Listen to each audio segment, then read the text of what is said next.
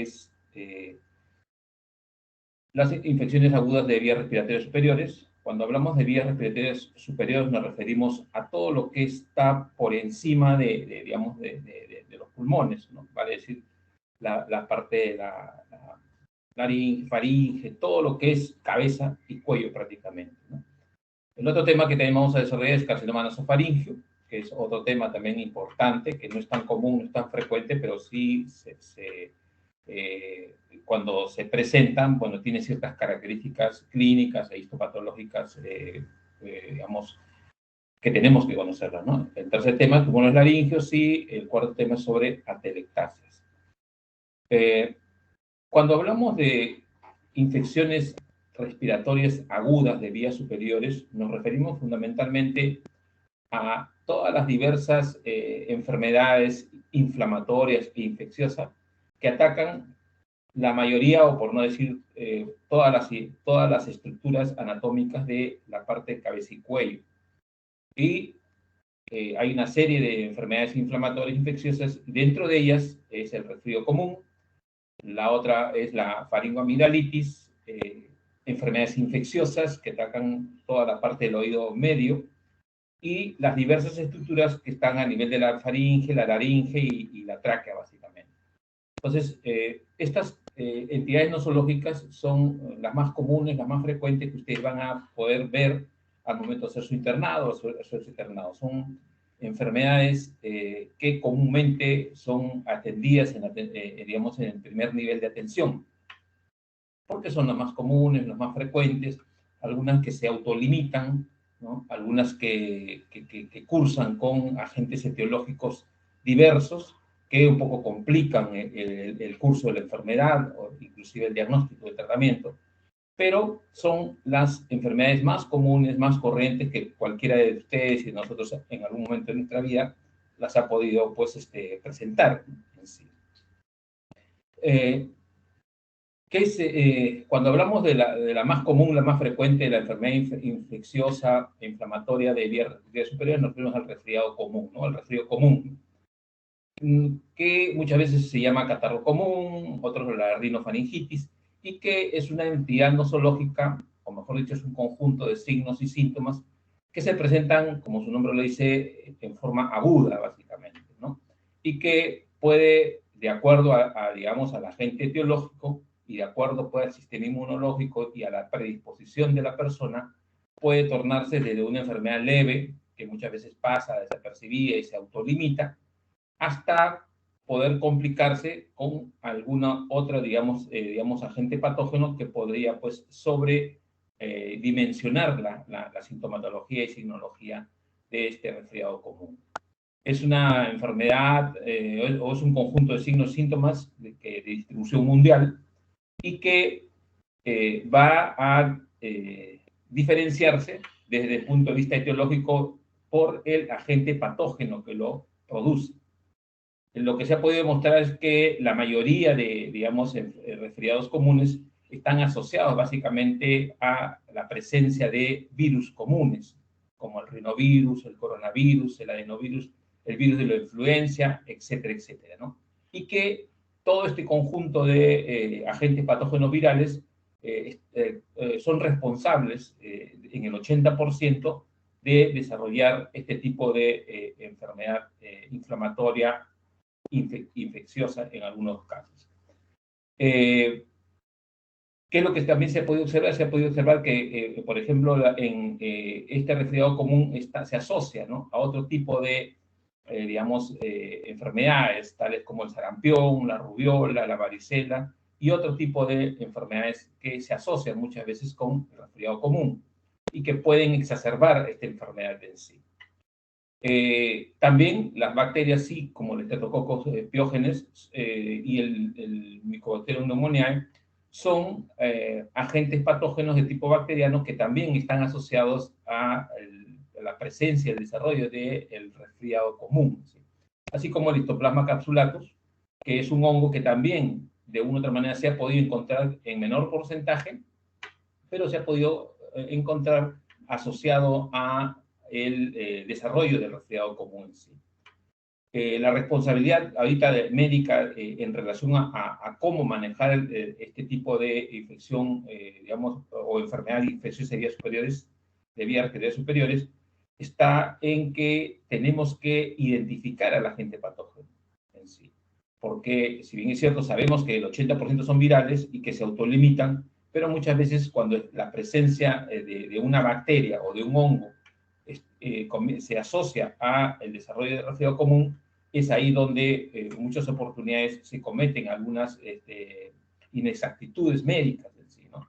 Porque muchas veces se trata a un resfriado común que está desarrollado o que está asociado básicamente a un agente viral con antibióticos. Y ustedes saben de que el antibiótico fundamentalmente se utiliza básicamente para patologías asociadas a agentes patógenos tipo bacteriano, ¿sí?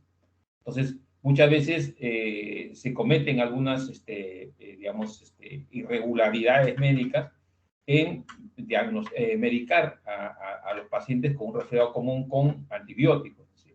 Nosotros tenemos que, digamos, utilizar los antibióticos siempre y cuando estemos seguros de que el agente patógeno que está asociado a la signología y sintomatología de este resfriado común en general es un agente bacteriano. Si no, posteriormente, pues, cuando el paciente requiera de este tratamiento antibiótico, lógicamente el organismo va a desarrollar ciertos anticuerpos y cuando realmente lo necesite, el organismo no va a sufrir un efecto que médicamente nosotros esperamos, ¿no? Igualmente con los hongos en sí. Entonces, es importante saber la etiología digamos, de un paciente que sospechamos o que tiene toda la signología y sintomatología de un resfriado común para poder proceder médicamente al tratamiento adecuado.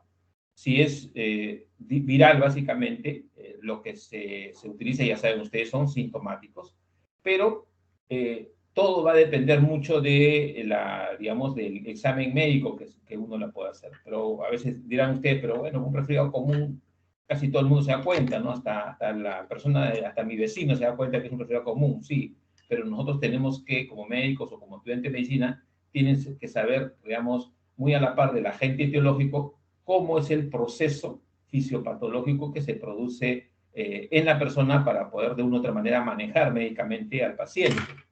Entonces, sabemos que el agente patógeno, ya sea viral, bacteriano, ¿no? O micótico, lo que hace es, a través de la vía respiratoria superior, llega a la mucosa nasal. En esta mucosa nasal, lo que va a originar es, muy a la par de adherirse a la mucosa nasal, lo que va a originar es que se adhiera y se multiplique en esta zona, lo cual va a originar que este agente patógeno va a tratar de penetrar a las células de la mucosa nasal. Asociado a esto se va a producir pues la liberación de ciertos mediadores químicos como la ricininina, la histamina y toda una serie de interleucinas, lo que va a traducirse en la presencia de sintomatología y signología en sí. Claro, lógicamente la liberación de estos mediadores químicos a nivel de la mucosa nasal va a depender mucho, el efecto de estos mediadores químicos va a depender mucho del estado inmunológico del paciente, de la cantidad de agentes patógenos y del tipo de agente patógeno que está atacando y originando todas estas alteraciones a nivel de la mucosa nasal, ¿no? Entonces, es importante también conocer que esta liberación de mediadores químicos va a ser la piedra fundamental para el desarrollo digamos, de la enfermedad propiamente dicha de resfriado común. El periodo de incubación, bueno, se calcula que es de 2 a 5 días, otros dicen de 2 a 6 días o de 3 a 6 días, pero el promedio es de 2 a 5 días, ¿no? Ahora, dentro del cuadro clínico hay pacientes que debutan con tos, ¿no? Con congestión nasal, con irritación nasal. Hay una diversidad de signos y síntomas que puede presentar el paciente durante el proceso digamos, de la participación del agente patógeno, ¿no? Y una vez que comienza a presentar la sintomatología y signología, esto generalmente tiene una duración entre 5 a 7 días, ¿no? En sí. Este es el promedio, básicamente. A veces dependiendo, repito, del agente patógeno, esto va a depender mucho, ¿no? La variación o los intervalos de días va a depender mucho del agente patógeno, ¿no? Hay una variedad de sintomatología y sinología, ¿no? Hay una disminución del sentido del gusto y del olfato. Muchas veces cuando la carga viral, si es que es un agente patógeno tipo viral, es alta, el paciente presenta malestar general, pérdida del apetito, algunas atralgias y mialgias. Toda una variedad de sintomatología y sinología que presenta el paciente, que va a estar, repito, relacionado directamente al agente patógeno que está produciendo este tipo de enfermedad infecciosa inflamatoria en general. El tratamiento, bueno, ya saben ustedes, no existe un manejo específico, se utiliza a través de sintomáticos, ya que el 80% de estos son virales, ¿no? Se utilizan los sintomáticos, ¿no? Antipiréticos, antihistamínicos, antitusígenos, todos los, digamos, elementos de tratamiento sintomático en sí. Lógicamente, si sabemos de que estamos seguros a través de un hisopado nasal, que el agente patógeno es una bacteria o cualquier otro tipo que no sea un agente viral, lógicamente el tratamiento va a cambiar, va a girar en torno a antibióticos o, si es que es un agente patógeno tipo micótico, digamos, al tratamiento correspondiente, ¿no? En conclusión, el resfrío común es un síndrome clínico agudo, o sea, un conjunto de signos y síntomas que se caracteriza por, en términos generales, congestión nasal, tos y fiebre, ¿no? Que es autolimitada, que se puede complicar muchas veces el resfrío común con algunas otras patologías de oído medio, una otitis, o otra patología que puede abarcar hasta senos paranasales y llegar a vías respiratorias bajas, produciendo hasta neumonías. Así. ¿Y por qué? Porque básicamente desde el punto de vista anatómico, ustedes saben que hay cierta conexión entre las vías respiratorias superiores con las vías respiratorias inferiores. Y dentro de ese marco de estructuras anatómicas, el agente patógeno puede alterar cualquier área específica digamos, tanto de vías respiratorias superiores como de vías respiratorias inferiores. La otra, digamos, enfermedad infecciosa aguda que generalmente también ustedes pueden observarlo y lo van a ver en la práctica diaria, ¿no? En las postas, en los centros de salud, es la faringoamidalitis, ¿no? Que es una enfermedad infecciosa básicamente de vías respiratorias superiores, que es la más frecuente, la más común y que, a diferencia de la anterior, esta sí tiende un poco a predominar como agente etiológico las bacterias, ¿no? Es casi siempre más común de origen bacteriano, ¿no? ¿Puede producir complicaciones? Sí, ¿no? Puede producir complicaciones y poner en peligro la vida del paciente. ¿Debido a qué? Debido a que este tipo de enfermedad infecciosa puede, digamos, extenderse a otras vías aledañas e inclusive poder llegar a través de la vía, pues, hematógena, puede llegar hasta el sistema nervioso central. Entonces, dependiendo de la intensidad y la magnitud, también la faringoamidalitis sigue siendo una enfermedad infecciosa, inflamatoria común y corriente, pero esta no puede, digamos, dejarse de lado y menospreciarla, porque sí, ¿no? Esta enfermedad puede complicar la vida del paciente, siempre y cuando no se maneje en forma adecuada médicamente o se haga un diagnóstico en forma adecuada. Desde un punto de vista epidemiológico, se puede observar que generalmente la faringoamidalitis se desarrolla más comúnmente en la población infantil, ¿no? Siendo el grupo etario entre los 3 y 15 años, ¿no?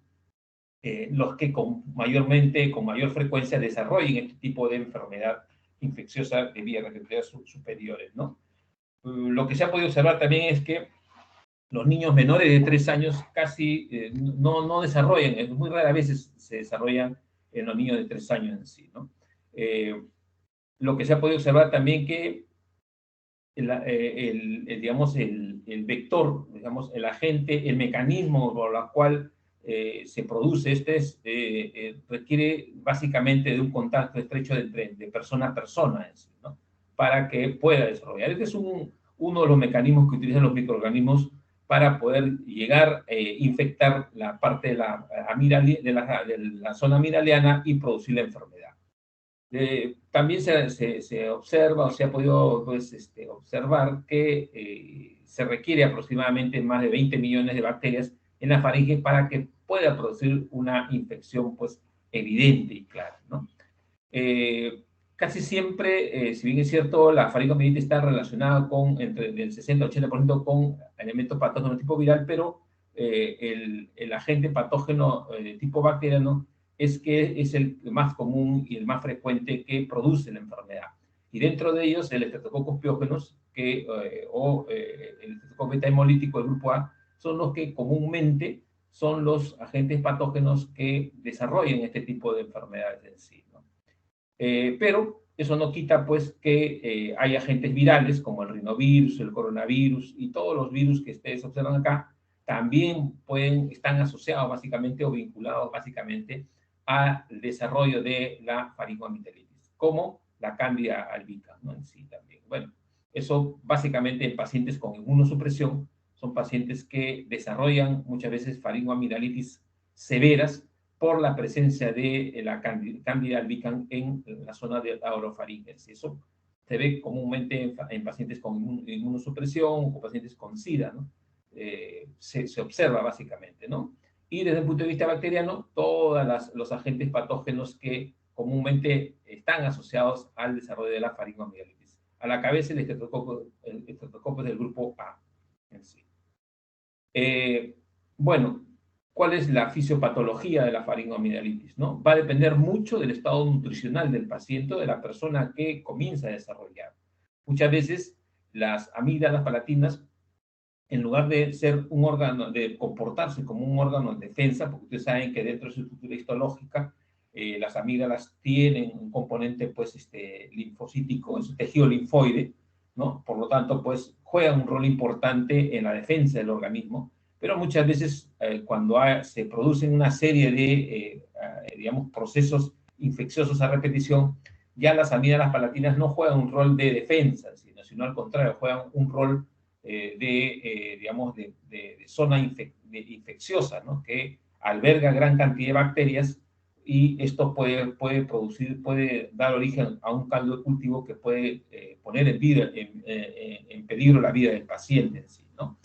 Entonces, la liberación de algunas exotoxinas, ¿no? Como la toxina eritrogénica, juegan un rol importante dentro del desarrollo y la evolución tanto de la signología y la sintomología de los pacientes que desarrollan este tipo de patologías en sí, ¿no? Así como la liberación de estreptolicina O y la hialuronidasa son también, digamos, elementos que coadyuvan al desarrollo de la enfermedad propiamente dicha en sí.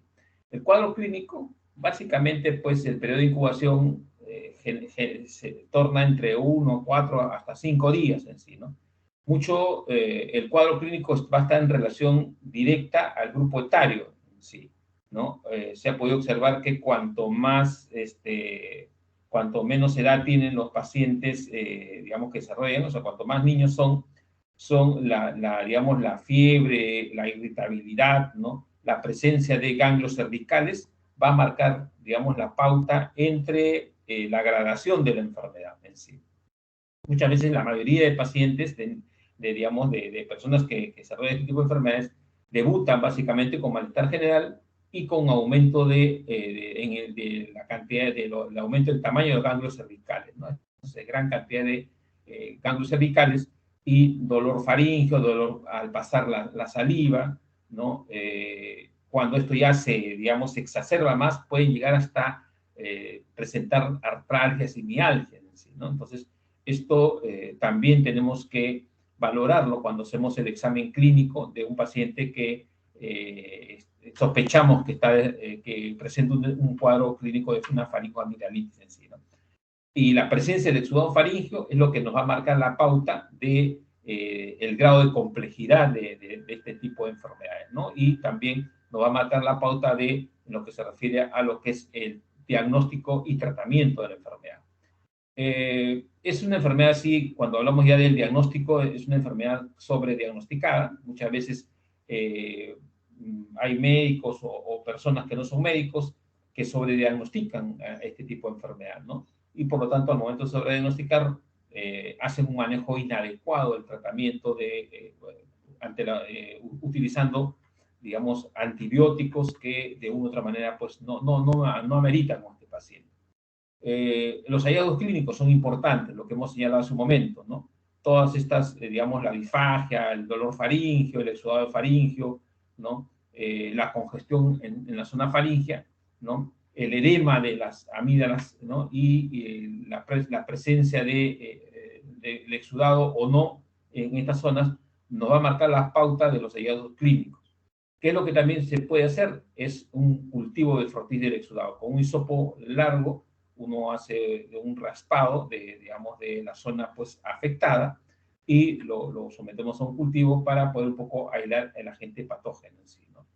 El tratamiento, bueno, es un tratamiento de medidas generales como el resfriado común, pero acá sí, muchas veces cuando ya el agente patógeno ya está aislado de tipo bacteriano, lo que se usa generalmente es el tratamiento antibiótico, ¿no? Bueno, eso ya ustedes lo van a ver en otro curso, pero generalmente es el manejo con antibióticos cuando el agente patógeno está identificado básicamente. Pero cuando ya estos cuadros se exacerban, se presentan a repetición al año, se dice que generalmente una paciente o un paciente, una persona que desarrolla faringomelitis por más de 3 veces consecutivas en un año, ese paciente o esa persona es candidato a una amidalectomía para realizar. ¿Por qué? Porque básicamente ya, como señalaba hace un momento, las amígdalas palatinas ya no juegan un rol de defensa, sino juegan un rol que se asocia básicamente a un foco infeccioso, ¿no? Que puede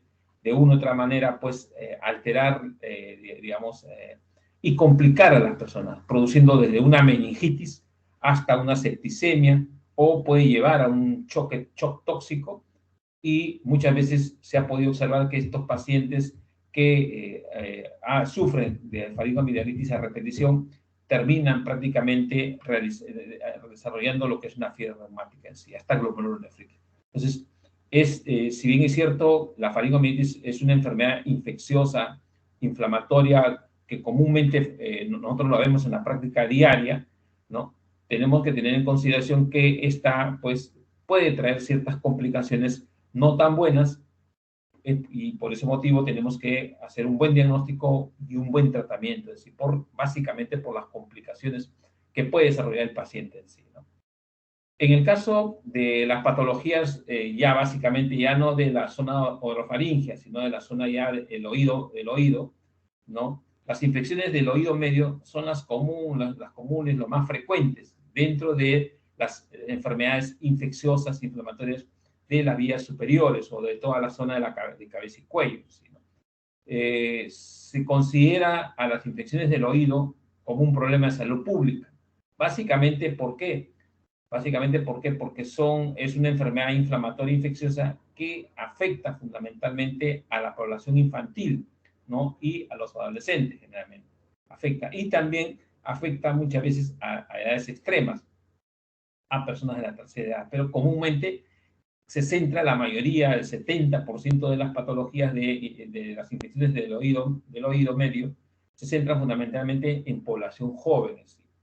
Ahora, ¿qué es lo que tenemos que observar? ¿Qué es lo que se puede observar básicamente dentro de todo este conglomerado de enfermedades del oído, de infecciones del oído medio?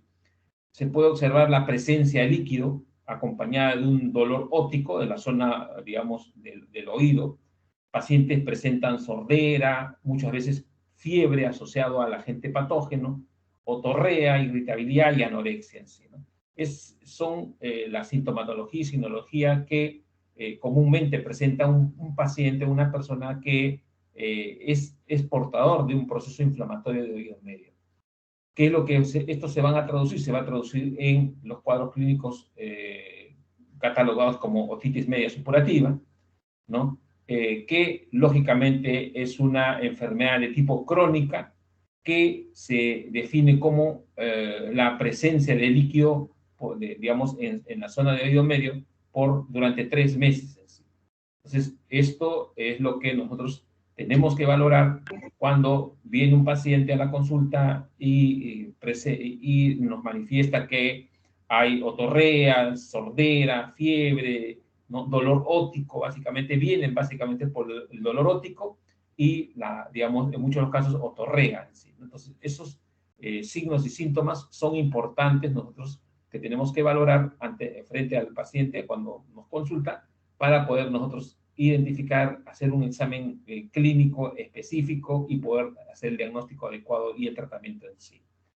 Desde un punto de vista epidemiológico, lo que señalaba, ¿no? Es esta enfermedad infecciosa del oído medio es casi exclusiva de la edad pediátrica, ¿no? Muchas veces se presenta antes de los 5 años de edad y que tiene está asociado básicamente a algunos elementos epidemiológicos y ambientales que muchas veces prácticamente exacerban o predisponen a la persona o al paciente a desarrollar este tipo de enfermedades, tales como, por ejemplo, pacientes que tienen, pues, usan mucho el chupón, ¿no? Niños que usan, digamos, infantes que usan mucho el chupón, ¿no? Muchas veces, pues, a veces los niños están expuestos a los padres fuman, son fumadores y el humo les cae a los niños, convirtiéndose en fumadores pasivos, y esto puede originar digamos, este tipo de enfermedades, esta patología, ¿no?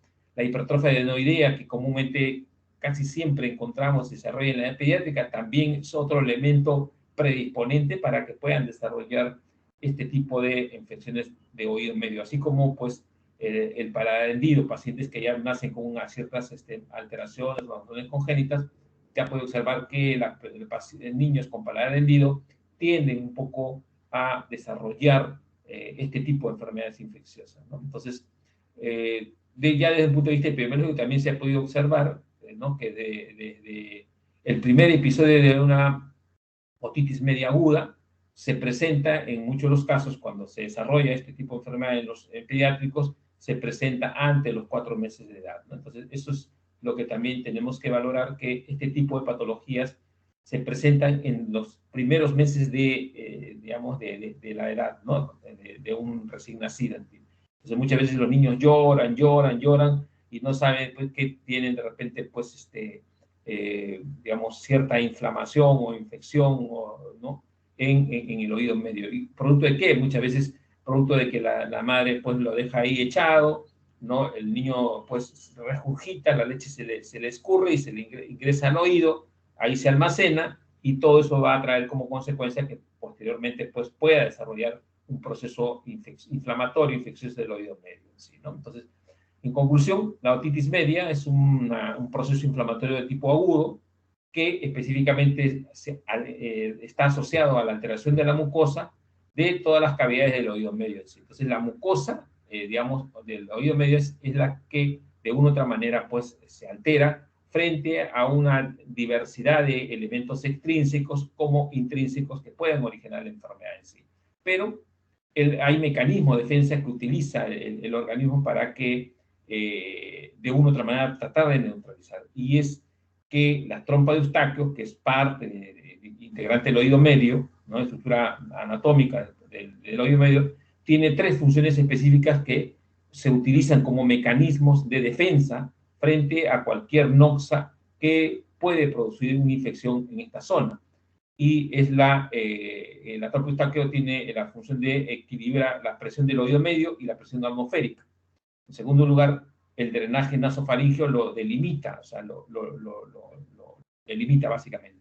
Y también tiene como función es la de protección de los cambios bruscos de la presión externa, ¿no? Y evitar el ingreso de secreciones. Pero muchos de los casos, cuando el neonato, el recién nacido, tiende un poco a tener cierta alteración, digamos, ya anatómica, puede de una u otra manera, pues, ocasionar o precipitar el desarrollo de este tipo de enfermedad.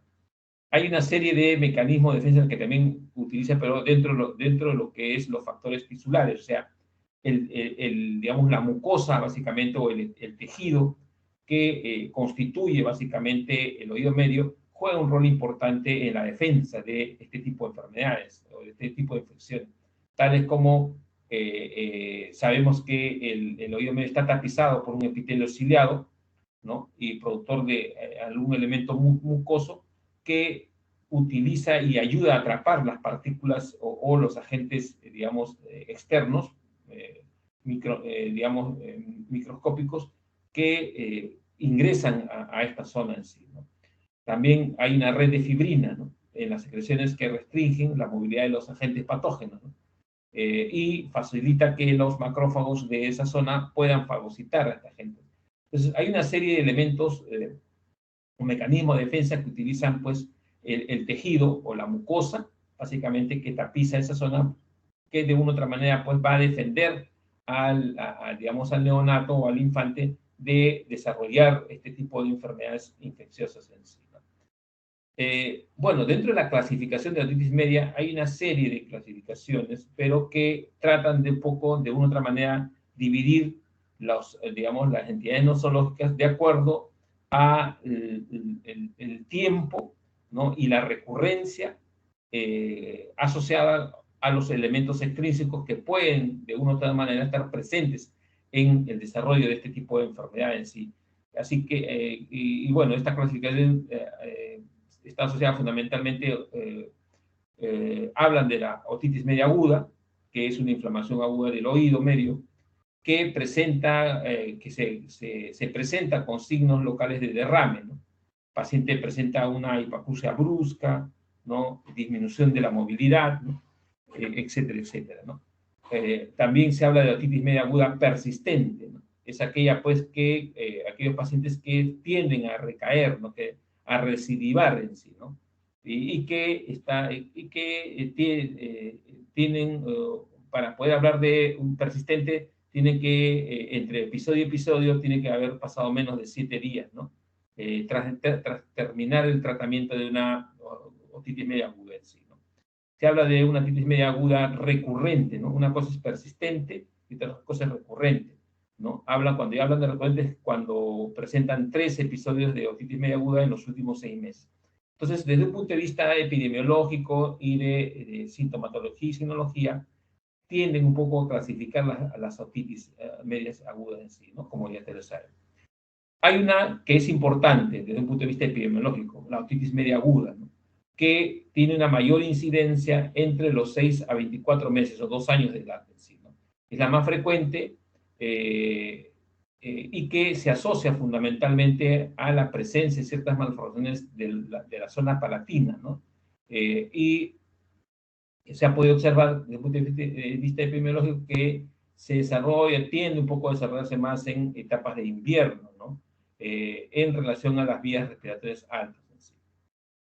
Desde el punto de vista de la patogenia, muchas veces las otitis son enfermedades infecciosas inflamatorias secundarias a procesos rinofaríngeos, ¿no?, a una sinusitis, una amigdalitis. Entonces, cursan casi siempre como secundarias a este tipo de procesos en sí. Entonces, siempre hay que tener en consideración que un paciente pediátrico que cursa con una amigdalitis o sinusitis en algún momento puede desarrollar una otitis media asociada a esto. Entonces, tener en consideración siempre también este tipo de correlación que puede existir, ¿no? También se ha podido observar que a través de traumatismos externos o presencia de cuerpos extraños, muchas veces los niños, los infantes se meten bolitas, se meten en algún agente extraño, ¿no?, al conducto auditivo externo, y eso va a producir, digamos, este tipo de enfermedad, ¿no? O muchas veces puede producir este tipo de enfermedades a través de la vía hematógena, ¿no? Pacientes que desarrollan, neonatos que desarrollan parotiditis, pues a través de vía hematógena puede, pues, llegar a esta zona y producir este tipo de enfermedad. Desde un punto de vista microbiológico, casi siempre estas enfermedades de la otitis media aguda casi son monomicrobianas, ¿no? A la cabeza el Streptococcus pneumoniae y a la Haemophilus influenzae. Son, digamos, los agentes patógenos que comúnmente están asociados, vinculados a este tipo de enfermedad. Desde un punto de vista clínico, se ha podido, digamos, observar que tiene 3 fases, ¿no? La fase de congestión, que está, digamos, asociado, vinculado a una rinofaringitis previa, o sea, previa al desarrollo de la otitis media, el paciente ha podido desarrollar una rinofaringitis previa, ¿no? Y con signología y sintomatología, pues, digamos, de procesos inflamatorios infecciosos generales, ¿sí, ¿no? Lo que sí, al momento de hacer el examen otoscópico, lo que se va a poder observar es que el tímpano rosado, ¿no? Luminoso va a desaparecer, básicamente, ¿no? Digamos, la morfología anatómica va a desaparecer, ¿no? O va a estar disminuida, ¿no? Ese brillo que tiene el tímpano va a estar disminuida. Entonces, eso se produce en la primera fase, la fase de congestión.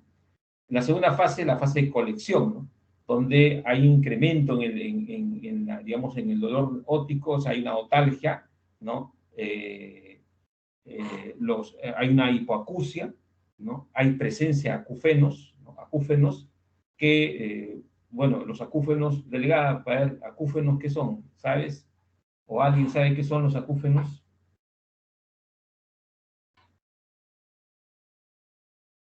Bueno, los acúfenos son esos silbidos o zumbidos que se presentan en el oído y que pueden ser muchas veces constantes o pueden ir y venir, sino que el paciente lo manifiesta, ¿no? Dice, bueno, siento como zumbidos, silbidos, ¿no? Como que se quejan básicamente, ¿no? Con una disminución o está asociado a la pérdida de la audición. Entonces, eso es importante también considerarlo porque es parte digamos, la sintomatología y sinología que presenta el paciente. Y la tercera fase es la fase de supuración. Esa es la fase ya cuando ya la otitis media aguda se ha prácticamente reagudizado, se ha cronificado y que puede llegar hasta inclusive producir la perforación timpánica en sí, ¿no? Entonces, lógicamente, si produce una perforación timpánica, el cuadro se va a exacerbar en sí, ¿no? Entonces, esas son las tres fases. Lo que generalmente, normalmente, uno aborda a los pacientes en la primera fase, en la fase de congestión, en sí, ¿no? Y muy pocos pacientes llegan a la fase de colección, en sí. Y lógicamente, si llegaran a la fase de supuración con perforación timpánica, ahí ya el cuadro un poco va a complicarse, en sí, y el manejo médico terapéutico también va a ser, digamos, complicado, porque inclusive puede llegar a terminar hasta en cirugía, en sí. Otra otitis que, muy a la par de la otitis media, que se habla generalmente, es la otitis en el lactante, que está asociada o se presenta básicamente por diversas circunstancias, o están asociadas básicamente a ciertas alteraciones morfológicas de la trompa de Eustaquio, ¿no? En segundo lugar, a las condiciones higiénicas y de alimentación de los pacientes, y muchas veces también está asociada digamos, al tiempo prolongado que los padres dejan a los niños en la cama y que de cúbito supino frecuentemente los dejan, y esto va a traer como consecuencia que los niños, pues, como están durante varias horas, pueden vomitar, regurgitar, y digamos, el elemento regurgitador o el vómito puede llegar a introducirse al oído medio y producir este tipo de enfermedades, como lo he señalado, ¿no? El diagnóstico básicamente es clínico, por lo que hemos señalado, y también es procedimental, es a través de la otoscopía, ¿no? Utilizando el otoscopio, uno explora la cavidad del oído medio y puede, pues, ver, pues, todas las características anatómicas que, digamos, el oído medio debe tener en sí, ¿no? O sea, muchas veces, pues, el color, ¿no? La superficie, ¿no? Etcétera, etcétera. Todas las características que de una u otra manera, pues, el oído medio tiene que preservar, ¿no? En sí. ¿Hay complicaciones? Sí, bueno, ya todas las que hemos dicho, ¿no? Desde una parálisis facial hasta puede producir complicaciones intracraneales como meningitis, abscesos y tromboflebitis de senos durales. Entonces, esto sí, lógicamente va a traer como consecuencia, pues, que el paciente va a estar en peligro, digamos, su vida va a estar en peligro, básicamente. El tratamiento, bueno, ya ustedes saben, el tratamiento es netamente médico, utilizando, pues, de acuerdo al agente patógeno, el tratamiento respectivo. Se utiliza el uso de cultivos para identificar, ¿no? Y algunos analgésicos, antipiréticos en sí, o antihistamínicos en sí. Entonces, este es el tratamiento básicamente que se utiliza en la que es otitis media, ¿no? ¿Hay factores de riesgo? Sí, pues como la temperatura, la edad, ¿no? Etcétera, etcétera. En sí, ¿no?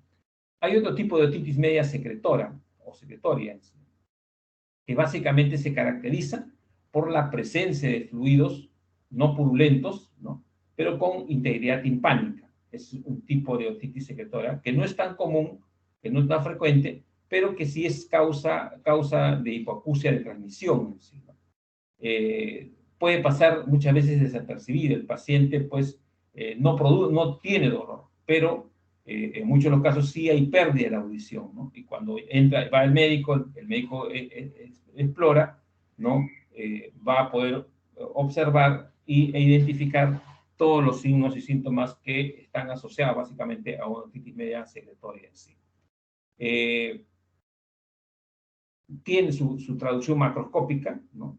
Por el abombamiento de la membrana timpánica, hay un cambio de color en sí, ¿no? Y la acumulación de cierto líquido dentro de eso, ¿no? Puede traer complicaciones, sí, ¿no? Puede haber una retracción timpánica, ¿no? La presencia de colesteatomas o una serie de infecciones a repetición. ¿Sí? Entonces, por eso es que es importante muchas veces hacer el diagnóstico, aunque no es tan común, no es tan corriente, pero muchas veces la otitis media secretoria tiende un poco a presentarse en algunos pacientes. Y lo importante es hacer el diagnóstico para prevenir las complicaciones. Bueno, hasta ahí básicamente las principales enfermedades infecciosas inflamatorias de las vías respiratorias superiores. Hay una serie, hay una gama, como ustedes saben, pero hemos tratado de sintetizar las tres principales enfermedades inflamatorias infecciosas de estas vías, ¿no? Respiratorias en sí. En el caso del segundo tema, sobre carcinoma nasofaríngeo, si bien es cierto, el carcinoma nasofaríngeo es una neoplasia maligna, no es tan común, no es tan frecuente, ¿no?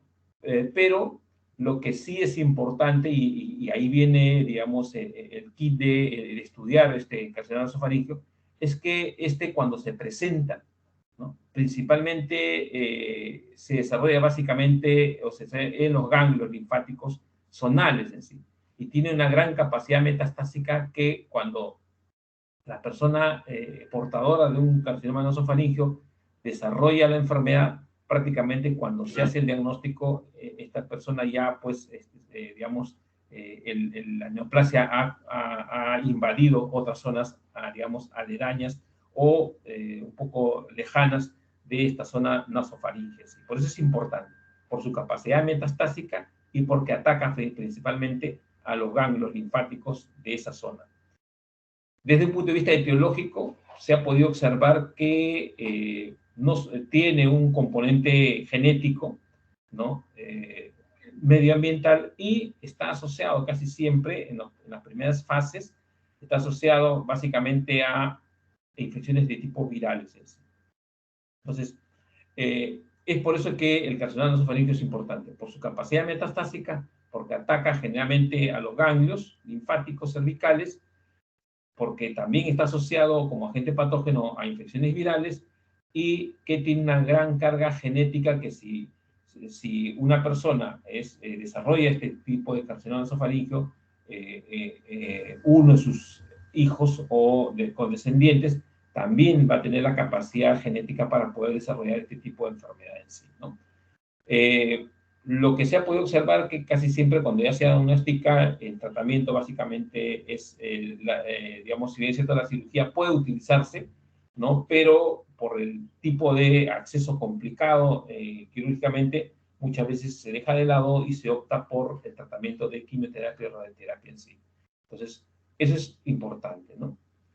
Bueno, desde el punto de vista anatómico, como sabemos que la zona nasofaríngea es digamos, digamos, un área complicada para, digamos, el abordaje quirúrgico, pero lo que vamos a observar es que la nasofaringe continúa con la cavidad nasal, ¿no? Entonces, esto hace de que sirve como pasaje para la respiración, es decir, juega un rol también importante como coadyuvante a la zona, digamos, a la respiración propiamente dicha. Entonces, cuando se desarrolla, ¿no?, el carcinoma nasofaríngeo, ¿no?, en esta zona, lo que va a originar es cierta dificultad, ¿no?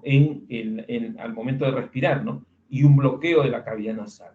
Entonces, el paciente llega a la consulta básicamente por una baja de peso, por adenopatías cervicales marcadas y dificultad al momento de respirar, básicamente eso. Entonces, uno le saca una tomografía, etcétera, etcétera, ¿no? Le hace el examen clínico respectivo, ¿no? Le manda esas necesidades y vamos a observar que la presencia de una formación tumoral en la zona nasofaringea que comienza a obliterar la luz, ¿no? Y a obstruir la cavidad nasal y por lo tanto, pues, a la dificultad respiratoria del paciente en sí. Lo más común, lo más frecuente de los neoplasias nasofaríngeas son los carcinomas. Y de acuerdo al tipo de epitelio que tapiza, digamos, la mucosa nasal, lo que se ha podido observar es que el carcinoma de células escamosas es el más común, es el más frecuente que se desarrolla en estas zonas en sí, ¿no?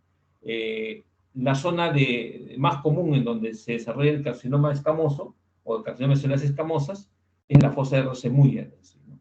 Entonces es una zona bien aledaña, bien contigua entre la nasofaringe y la orofaringe. ¿Sí? Desde un punto de vista epidemiológico, es una neoplasia maligna, como dije al comienzo, relativamente rara. Se dice que generalmente la incidencia normal es de 1 a 100,000 habitantes, ¿no?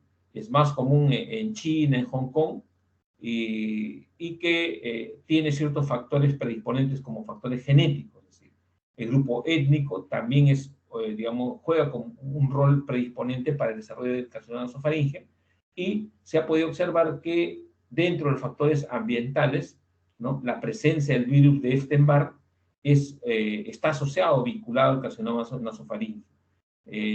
Igualmente, los familiares de primer grado, el riesgo de desarrollar este tipo de carcinoma nasofaringeo aumenta 6 veces más.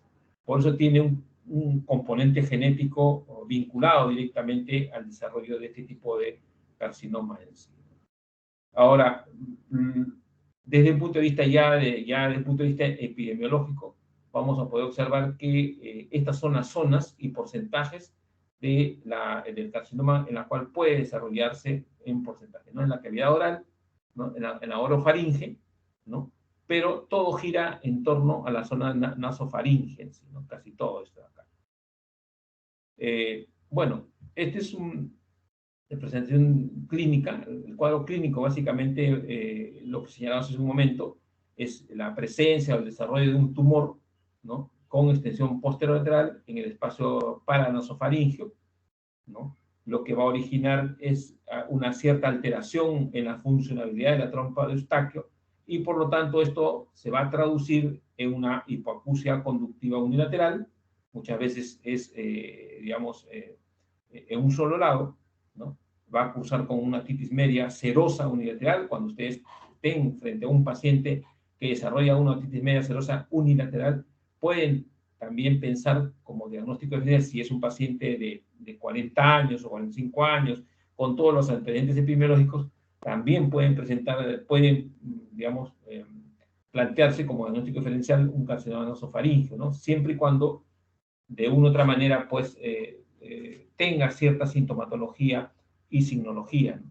Paciente que presenta otalgia, los acúfenos, que también son pacientes que desarrollan este tipo de sintomatología y signología. Entonces, el carcinoma nasofaríngeo también tiene ciertas características, digamos, clínicas que de una u otra manera están asociadas básicamente a ciertas patologías digamos, de oído medio. ¿Sí? Si se dan cuenta, todas estas enfermedades infecciosas, inflamatorias y este tipo de neoplasias que están, digamos, o que se desarrollan en determinada área del cuerpo, básicamente en la zona de cabeza y cuello, ¿no? Siempre tienden ciertas signologías y sintomatología un poco, digamos, similares, ¿sí? Y es porque, básicamente, por las alteraciones que se producen en dichas zonas, ¿sí? ¿No? Entonces, hay que hacer siempre una correlación entre entre una sintomatología y signología versus de las diversas enfermedades que se presentan en esta zona. El diagnóstico básicamente de un carcinoma nasofaríngeo hace a través de la historia clínica, síntomas otológicos que hemos señalado, muchas veces presentan alteraciones de los pares craneales, ¿no? Lo que señalaba, pues, pacientes que desarrollan o debutan con ganglios cervicales grandes, una metástasis ganglionar y síntomas nasales.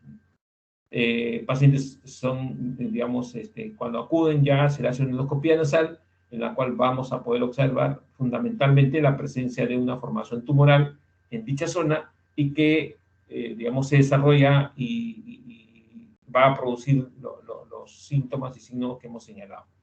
Cuando muchas veces se hace el dosaje de anticuerpos para el virus de Epstein-Barr, pacientes tienden a ser positivos. Por lo tanto, con esto, los anticuerpos del virus de Epstein-Barr presentes en el organismo del paciente van a ser un elemento más que van a ayudar al diagnóstico de carcinoma nasofaríngeo, ¿sí? ¿no?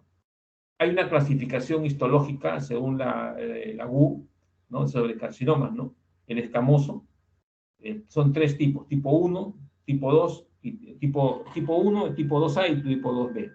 Va a depender básicamente, ¿no? De la presencia de los anticuerpos del virus de Epstein-Barr y del criterio histopatológico que desarrollen. Este es un algoritmo en la cual cuando un paciente llega a ustedes con adenopatías cervicales que prácticamente están presentes por más de 6 semanas de evolución.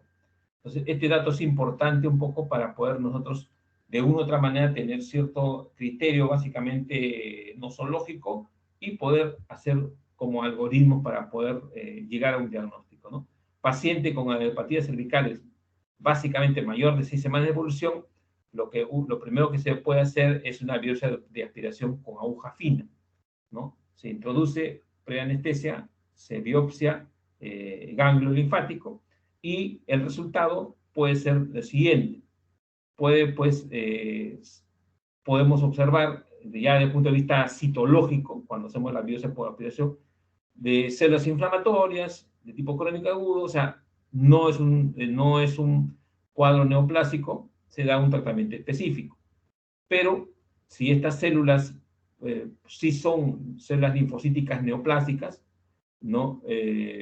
Lo que sí podemos plantearnos una posibilidad de que estamos frente a un linfoma no clasificable. O también en la biopsia por aspiración podemos encontrar células escamosas, neoplásicas, atípicas, haciendo el diagnóstico de carcinoma epidermoide. Entonces, con una biopsia de aspiración con aguja fina de un ganglio cervical, ¿no? En ese extendido, digamos, del aspirado, podemos encontrar o células escamosas neoplásicas, que nos plantearía la presencia de un carcinoma epidermoide. Podemos encontrar células linfocíticas atípicas, que nos podría dar un linfoma, un diagnóstico de linfoma, y por lo tanto ahí sí tendría que hacer la biopsia por decisión y ver el tipo de linfoma que es, o el resultado de la biopsia aspiración puede ser pues un proceso inflamatorio, o sea, células inflamatorias no neoplásicas que lógicamente nos estarían hablando de un proceso pues infeccioso específico, por lo cual pues, y no neoplásico, por lo cual podemos dar un tratamiento pues un tratamiento convencional específico. Entonces, son 3 caminos que nos da la presencia de adenopatías cervicales con más de 6 semanas de evolución. Ahora, si es un carcinoma epidermoide, tenemos que hacer estadiaje de los ganglios en sí. Ganglios nivel 2, 3 y 4, ¿no? Observamos que es una sospechosa en carcinoma nasofaríngeo. Si los ganglios de nivel 2, 3 y 4 también hay sospechar una vía aerodigestiva, o faringe, hipofaringe, laringe, también tenemos que pensar en esta posibilidad, o sospechar si los ganglios nivel 1 y 2 sospechar una patología de cavidad oral. Para los 3 casos, lo que casi siempre se utiliza es la tomografía de resonancia magnética. Esto es lo que nos va a indicar o nos va a ayudar, ¿no?, a explorar el tipo de tumor, ¿no? Y es a través de esta, digamos, de exploración de la tomografía de resonancia magnética, vamos a nosotros un poco ya direccionar, realizar las biopsias respectivas para que algunos casos con radiografía de tórax, ¿no? Hacer la biopsia directa del tumor, ¿no? Y digamos, los órganos aledaños para, de una u otra manera, ver si es positivo, ¿no? O negativo. Si es positivo, básicamente, los esquemas de tratamiento están ya prácticamente consensuados en sí, ¿no? Hay protocolos en sí. Entonces, fíjense, este dato importante, ¿no? De las adenopatías cervicales mayor de 6 semanas de evolución nos puede conllevar a este tipo de algoritmo y, de forma ordenada, llegar a hacer el diagnóstico, básicamente, y el tratamiento respectivo en sí. Dentro de la histopatología, los carcinomas nasofaringeos, según la OMS, los clasifica en 3 grupos. El tipo 1, de carcinoma de células escamosas, queratinizante típico, clásico, ¿no? En la cual pues hay globos córneos. El carcinoma del tipo 2, que es un carcinoma epidermoide no queratinizante, o sea, no hay globos córneos, por lo tanto muestra evidencia de maduración, pero sin diferenciación escamosa. Y el grado 3 o tipo 3 es el pobremente diferenciado o indiferenciado. Este grado 3, pobremente diferenciado o indiferenciado, es el más letal, el más complejo, el más lancinante, ¿no?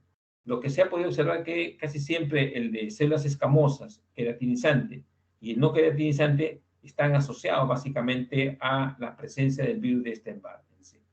Más no así el pobremente diferenciado o indiferenciado. Entonces, estos, desde el punto de vista histopatológico, hay 3 tipos de carcinomas: el queratinizante, el no queratinizante y el diferenciado, o pobremente diferenciado o indiferenciado en sí. Ya desde un punto de vista histopatológico, miren, carcinoma escamoso, ¿no? Hay gran cantidad de células escamosas, ¿no? En las cuales vamos a poder observar, ¿no? Núcleos bien hipercromáticos, la relación citoplasma-núcleo pues está alterada, hay una cromatina puntiforme, una proliferación de células escamosas neoplásicas que invaden prácticamente todo el epitelio estratificado que tapiza la zona nasofaringea, ¿no? Hay algunas mitosis, ¿no? Gran cantidad de mitosis, neovascularización, vasos neovasos, que son característicos del carcinoma nasofaríngeo, desde un punto de vista histopatológico. Acá miren a mayor aumento, ¿no? Células escamosas, ¿no? Con núcleos bien hipercromáticos, hay mitosis básicamente, núcleos denudados. Estas células escamosas son indiferenciadas, pobremente diferenciadas, ¿no? En sí. Miren, mitosis, gran cantidad de mitosis, ¿no? Con un componente, pues, de células neoplásicas bien atípicas, bien marcadas, ¿no? La relación citoplasma-núcleo está aumentada, hay un pleomorfismo nuclear y celular, ¿no? Y en muchos de los casos las células están dentro de la luz vascular, o sea, émbolos sépticos, émbolos, digamos, neoplásicos, células neoplásicas. Acá miren, un carcinoma escamoso queratinizante, todo esto es la presencia de un globo córneos o queratina, ¿no? Como un ovillo. Entonces, esto es la característico o patognomónico del carcinoma queratinizante, o sea, el tipo 1, ¿sí, no? La presencia de globos córneos, tapizado con un epitelio de células escamosas neoplásicas, atípicas, ¿no? Núcleos bien hipercromáticos, ¿no? Dentro de un fondo fibroso y un componente inflamatorio de tipo crónico en sí, ¿no? Con la presencia de neovasos en sí. Bien, eso es con respecto a la carcinoma nasofaríngeo. Otro tema también es los tumores laríngeos, ¿no? Que si bien es cierto, desde un punto de vista epidemiológico, estos tumores, la incidencia es más o menos entre 3 a 5% de todos los tumores en los varones, tiene cierta predilección en cierta, digamos, medioambiental. Si se puede observar que en el sur de Europa, por ejemplo, se reportan 20 casos por cada 10 a las 5 habitantes por año. A diferencia de los países anglosajones de 8 casos. Entonces, como verán, pues hay cierta variabilidad de acuerdo a la zona. ¿No? En nuestro país el porcentaje es poco, no es, creo que es el 2 a 3%, pero eso no quita pues que también de una u otra manera podamos, digamos, saber de este tipo de tumores laríngeos, ¿sí? Y es importante, ¿por qué?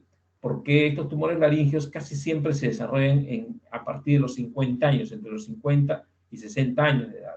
Y la relación entre hombres y mujeres siempre tienden un poco a que los hombres pueden desarrollar más, digamos, esta patología de tumores laríngeos que las mujeres, por una serie de elementos epidemiológicos, el consumo de tabaco, el consumo de alcohol, ¿no? La presencia o la exposición digamos, a elementos industriales como el asbesto, el polvo de la madera, elementos industriales químicos como hidrocarburos, gas, pinturas, ¿no?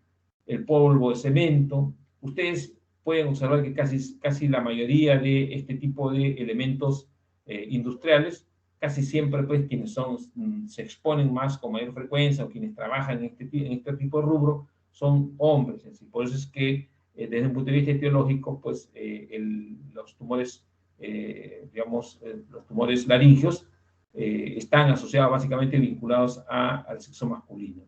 También se puede observar que está asociado al déficit de vitamina A y C. Y lo que también se puede observar, ya desde el punto de vista ya epidemiológico, que los tumores laringeos básicamente pues están asociados a la presencia del virus de papiloma tipo 11, 16 y 18. Entonces, se ha podido un poco identificar a estos pacientes que son portadores de este tipo de papiloma en sí, ¿no? El efecto del tabaco en el desarrollo de los carcinomas o tumores laringeos juega un rol importante, ¿no? Porque se ha podido observar que la tasa de mortalidad entre los fumadores y no fumadores por cáncer laringeo es de 9 a 1. Entonces, esto demuestra de que el efecto del tabaco en el desarrollo de los tumores laringeos juega un rol importante desde el punto de vista epidemiológico en sí, ¿no? Y a su vez, pues, se ha podido también observar que hay ciertos elementos carcinogénicos que también juegan un rol importante. ¿Sí? Por ejemplo, la exposición al benzopireno, ¿no? Digamos, la exposición al naftaleno, a metilcarbazol y algunos otros elementos carcinogénicos juegan un rol importante en el desarrollo y evolución de los tumores laringeos. ¿Sí? Entonces, hay principales carcinógenos, digamos, de tipo gaseoso que repotencian, que el tabaco repotencia el efecto carcinogénico, ¿no? Y, por ejemplo, la hidrazina es digamos, un elemento carcinogénico gaseoso que se repotencia, su efecto carcinogénico es repotenciado por la presencia o el efecto del tabaco en sí. Este es un cuadro básicamente para poder observar el riesgo de cáncer de laringe en fumadores y exfumadores. Y lo que se puede observar es que, de acuerdo a la cantidad de cigarrillos por día de un fumador versus uno que ha dejado de fumar, ¿no? El porcentaje de desarrollar cáncer laríngeo es significativo. ¿Sí? De acuerdo a más cantidad de cigarrillos con más tiempo de exposición, mayor riesgo de desarrollar cáncer laríngeo, ¿sí? A diferencia de los que de una u otra manera fuman, ¿sí? Entonces hay un porcentaje significativo en sí. Bueno, básicamente cuando hablamos ya de tumores laringeos, nos referimos fundamentalmente a uno de ellos que es el papiloma escamoso en sí, ¿no? El papiloma escamoso es un tumor laringeo, es una neoplasia que, si bien es cierto, es benigna, que está básicamente constituida por un epitelio escamoso, ¿no? Que tiene cierta, o está asociado básicamente al papiloma 11 y 6, ¿no? Y se presenta básicamente como una lesión papilar de forma juvenil, ¿no? Que se traduce básicamente, bueno, ya en una serie de sintomatología y signología, pues, digamos, respiratoria digamos, y vocal, y que puede fundamentalmente extenderse o crecer e invadir hasta la tráquea y los bronquios, ya puede observar, ¿no? Que puede llegar hasta ese nivel, ¿no? Macroscópicamente es un tumor benigno bien diferenciado y que se caracteriza por presentarse como proyecciones digitiformes, ¿no? O sea, como especie de proyecciones digitiformes que disminuyen el espacio, digamos, en donde se desarrolla en sí, ¿no? Es un tumor recidivante que es frecuentemente en jóvenes, o sea, se desarrolla, se presenta, se extirpa y este va a recidivar en sí, ¿no? Entonces, por eso es que muchas veces frente a la recidivancia del papiloma escamoso, el tratamiento con radioterapia es una de las alternativas para que no pueda recidivar en sí, porque este papiloma escamoso también puede, digamos, de una u otra manera, en algún momento puede, pues, sufrir cierta variabilidad y producir otro tipo de, digamos, patología en sí. El carcinoma in situ, que también es otra patología que se desarrolla comúnmente en esta zona. Este sí ya es una neoplasia de tipo maligna, pero limitada al epitelio, vale decir de que respeta la membrana basal. Es una proliferación de células epiteliales, pero que respetan la membrana basal, ¿no? Está asociada básicamente a las alteraciones genéticas del PT53 y lo asocian fundamentalmente al carcinoma escamoso infiltrante supraglótico. Así. Todo paciente que ha desarrollado o desarrolla un carcinoma in situ, la posibilidad de desarrollar un infiltrante en la región supraglótica, un carcinoma escamoso infiltrante en la región supraglótica, es evidente. Por eso es que tenemos que hacer el diagnóstico precoz del carcinoma in situ para de una u otra manera manejar y no permitir de que el paciente desarrolle un carcinoma escamoso infiltrante en esta zona supraglótica. Entonces, tiene cierta predilección por la zona o por la región supraglótica. Es decir, ¿cómo se traduce macroscópicamente? Son lesiones blancas, ¿no? O de color básicamente rojo, ¿no? O sea, lo que se dice la hitroplasia, ¿no? O sea, hay zonas blancas con rojizas que se intercalan de una otra manera, ¿no?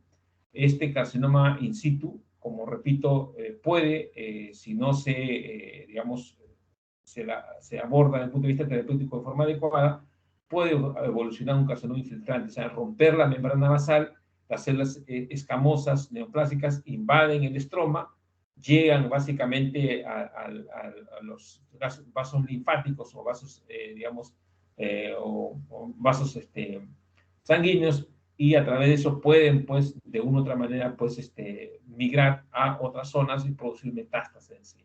El tratamiento, básicamente, de carcinoma in situ es un tratamiento, pues, local, de extirpación total, y muchas veces se complementa con algunas sesiones de radioterapia para poder, pues, prácticamente, pues, romper esa posibilidad de que pueda recidivar de una manera más y producirse y desarrollarse como un carcinoma infiltrante. ¿Sí? ¿No? El otro tumor o neoplasia es el carcinoma escamoso. Ya básicamente cuando hablamos de carcinoma in situ, ya que se mantiene la membrana basal, el carcinoma escamoso es una neoplasia maligna básicamente que infiltra digamos, el estroma, ¿no? O sea, rompe la membrana basal e infiltra el estroma de la zona afectada. Desde el punto de vista epidemiológico, está asociada básicamente al consumo de tabaco y alcohol. Pues, aquellas personas que consumen tabaco y alcohol en forma repetitiva, las posibilidades de desarrollar en algún momento carcinoma escamoso son significativas. Ahora, pues me dirán, pero doctor, pero todos los que toman y fuman van a desarrollar carcinoma escamoso, no. Va a depender todo, digamos, de una serie de elementos, inclusive, digamos, de factores, digamos, genéticos, ¿no? Que de una u otra manera, pues, están vinculados al desarrollo de esta neoplasia del carcinoma escamoso en sí, ¿no? Y esta, digamos, alteración genética básicamente está asociada básicamente a la presencia de la ciclina D1, que se ha podido aislar dentro del carcinoma escamoso y por eso se le vincula, ¿no? La alteración del oncogen de ciclina D1 está vinculado directamente al desarrollo del carcinoma escamoso en sí. Genes supresores también, como el TP53, también, ¿no? Se ha podido aislar dentro del estudio de biología molecular del carcinoma escamoso y por eso es de que se ha podido identificar y plantear que en más del 90% de los pacientes que desarrollan carcinoma escamoso son varones mayores de 50 años. Entonces, tener en consideración eso. Y otro dato que es importante también, que el carcinoma escamoso tiene cierta, digamos, predilección por determinadas zonas, ¿no? Por la laringe, por la zona glótica y por la zona supraglótica en sí. Básicamente, entonces, son tres zonas en las cuales el carcinoma escamoso puede desarrollarse con mayor, o se desarrolla con mayor frecuencia, ¿no? Y desde el punto de vista ya netamente de la histopatología, el carcinoma escamoso puede, como ustedes saben, puede ser carcinoma escamoso queratinizante o no queratinizante. Y otro dato también importante, que es que en la zona supraglótica, ¿no? El carcinoma no queratinizante es donde se desarrolla con mayor frecuencia. ¿Sí? Entonces, fíjense que dentro de las variantes histológicas del carcinoma escamoso, estas variantes tienen cierta predilección por determinadas zonas, ¿no? Glótica, supraglótica o subglótica. ¿Sí? Entonces, tienen cierta predilección. Y son estudios epidemiológicos que se han desarrollado y que nos permiten a nosotros, pues, o que nos ayudan cuando estamos frente a este tipo de neoplasias, poder plantearnos diagnósticos diferenciales o poder inferir cuando, digamos, la histopatología no es nítida o no es clara en sí, ¿no? Porque acá lo que nosotros vemos en la parte de histopatología es o es blanco o es negro, pero en la realidad no es así. La mayoría, hay un grupito que es negro, otro grupito que es blanco, pero la mayoría de patologías es variada, ¿no? Es pluricolor, o sea, de varios colores. Entonces, no es tan fácil, ¿no? En la patología, pues, o es negro o es blanco, ¿no? O es cáncer o no es cáncer, pero entre ese intervalo que no es cáncer y es cáncer, en ese grueso, en esa zona limítrofe, ahí es donde viene el problema de diagnóstico, el problema histopatológico, el problema de identificación del estirpe, digamos, celular o del tipo de neoplasia que presenta el paciente. Entonces, esto es claro, un poco un ejemplo claro o clásico para que ustedes puedan percibir de que la patología es dinámica, no es estática, ¿no? Y por lo tanto, como es dinámica, es compleja en sí, ¿no? Desde un punto de vista histopatológico, los carcinomas escamosos pueden, digamos, desarrollarse como tumores epiteliales o como tumores mesenquimales, ¿no? O sea, del epitelio o del mesénquima. Y cuando hablamos ya de tumores epiteliales, nos referimos a la carcinoma epidermoide, que casi siempre está en un 95%, el carcinoma verrucoso, que es un 3%, el carcinosarcoma, que es un 0.5%, y los carcinomas indiferenciados, que son 0.5%. Estas son las variantes histopatológicas de tumores epiteliales que se desarrollan en esta zona en sí. Y en el caso de la zona mesenquimal, los condrosarcomas es el 0.5% y otros tipos de tumores el 0.5%. Entonces, en conclusión, lo que nos permite observar este tipo de criterios histopatológicos es que la mayoría, más casi el 95, más del 95%, ¿no? O casi el 99% de los tumores son de estirpe epitelial. Y dentro de ellos, de estirpe epitelial, los más frecuentes es el carcinoma epidermoide. ¿Sí? Entonces, esto lo tenemos en consideración para que cuando estamos frente a un tipo de este tipo de tumores que se desarrollan en estas zonas, glótica, supraglótica y subglótica, nosotros podemos pensar en que la posibilidad diagnóstica siempre tiende un poco a virar a carcinomas epidermoides. Lógicamente puede presentarse un carcinosarcoma, ¿no? O un verrucoso o un indiferenciado. Entonces, porque sí, puede presentar, así son los casos, ¿no? Así son los casos. ¿No? A veces nos dicen, sí, es pero la realidad es que se nos complica con este tipo de tumores epiteliales. Pero para eso tenemos que estar preparados para poder hacer el diagnóstico histopatológico de forma adecuada en sí. Y si no nos ayuda eso, lo que nos va, digamos, digamos, si el grado de histopatológico es complejo, acá nosotros tenemos que utilizar pues, marcadores tumorales en sí, ¿no? Porque si no es un epidermoide, puede ser esto, ¿no? Un verrucoso. Pero el patrón histopatológico es un poco diferente. Muchas veces se presenta en forma mixta. Entonces, para eso utilizamos la inmunohistoquímica para la tipificación del estirpe celular. Lógicamente, si es un carcinosarcoma, vamos dentro del patrón histopatológico, vamos a observar células sarcomatosas, pero muchas veces esas células sarcomatosas pues, pueden simular células escamosas. Entonces, para eso están los marcadores tumorales para poder identificar y decirnos si esta es una célula sarcomatosa, no es una célula epitelial. ¿Sí? Entonces, para eso es el juego de los marcadores tumorales en sí. ¿Cuáles son las vías de progresión de los tumores supraglóticos? ¿No? Básicamente los puntos débiles en donde se desarrollan los tumores supraglóticos es en el espacio preepiglótico y en el espacio paraglótico. ¿Sí? Estos son los puntos débiles, los más frecuentes, los más comunes, donde se desarrollan este tipo de tumores. ¿Sí?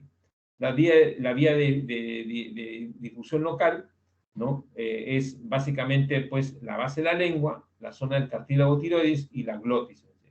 Entonces son las vías de difusión local, ¿no? Y la progresión ganglionar es significativa y es evidente en los tumores supraglóticos en sí. ¿No? Esto acá, bueno, vamos a observar, esta es la vía supraglótica, en donde prácticamente el espacio preepiglótico y paraglótico son en los puntos débiles donde se desarrollan estos tumores, ¿no? Aquí con más nitidez, ¿no? Tener en consideración la zona supraglótica en sí.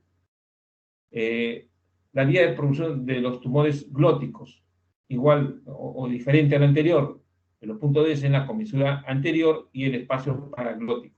Y las vías de difusión local son las cuerdas contralateral, la aritenoides, la supraglótica y todo, el cartílago tiroides, el cricoides, básicamente, ¿no? Acá miren, también con, digamos, las vías de producción tumoral de la zona glótica en sí, ¿no?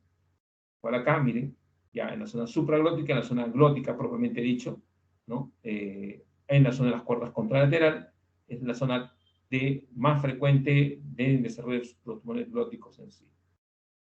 ¿Cuál es la sintomatología, básicamente? Hay ciertas, digamos, marcada diferencia entre la presencia y desarrollo de un tumor en la región glótica y en la supraglótica. Casi siempre los tumores glóticos debutan con disfonía, disnea y atalgia refleja, pero básicamente disfonía y disnea.